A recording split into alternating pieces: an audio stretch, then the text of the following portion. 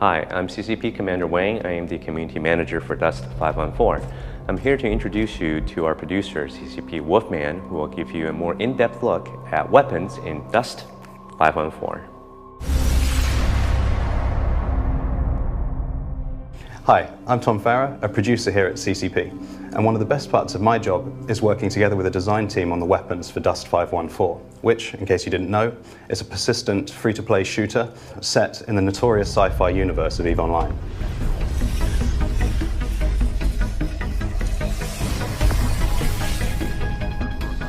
Our goal with the weapons in Dust was to create recognizable roles like assault rifles and rocket launchers, but using far more advanced technology than we see in their modern-day equivalents.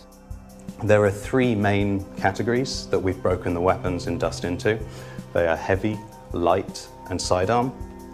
So the light weapons are the general workhorse of the battlefield. This is where you find your sort of mid-range assault rifles, your sort of mid to long-range directed energy weapons like laser rifles. It's also where you find the lighter anti-vehicle weapons like swarm launchers that fire targeted missiles using lock-on. The heavy weapons, these are all about raw power. They can only be equipped by heavy armor, so you won't be running around the battlefield with them very quickly. But with weapons like the rail-based forge gun, you're going to be inflicting massive damage to vehicles. And then there is the sidearm. This is your backup. This is when you've been sort of fought into a corner, you've run out of bullets, you quickly pull out your scrambler pistol, which has a fantastic ability to scramble the enemy's brains, giving it very high headshot damage, or your SMG, so you can pray and spray that you hope you're going to drop that guy before he drops you. Dust 514 is all about customization, and weapon specialization is at the heart of that. Now, most games put a gun in your hands, you go and shoot the other guy in the face. Dust goes a little deeper than that. There are hundreds of weapons and weapon variations on the market to suit your taste, but there's also a huge array of different skills that you can train that will affect how your weapon behaves. As you play the game, you'll earn skill points, and you'll earn ISK, our in-game currency. You'll use those skill points to train abilities that will give you access to different types of weapons, different types of armor and equipment. Then you'll use the ISK that you earn to go to the marketplace and buy these items. This gives you a lot of choice in terms of how you progress. Do you go wide and gain access to a broad range of different equipment?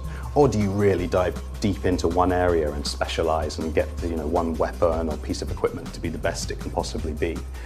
This system is really at the core of Dust, and it's a powerful tool for controlling your destiny as a player.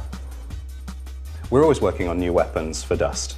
The game is constantly evolving, and I don't think we're ever going to run out of ideas. I mean, ourselves, we have an enormous list of things that we like to do, and the players are constantly giving us suggestions and ideas for new types and variations. I mean, it's enough to keep us busy for years.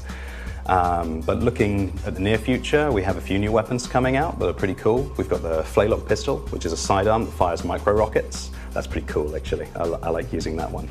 We've got the Galente plasma launcher. This is a new dumbfire AV weapon, which I think the players are going to really, really like.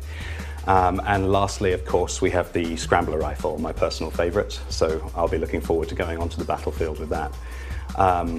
Really, the most important thing for all of these new weapons, and the thing we enjoy the most, is putting them in the players' hands and seeing what happens. I can't wait.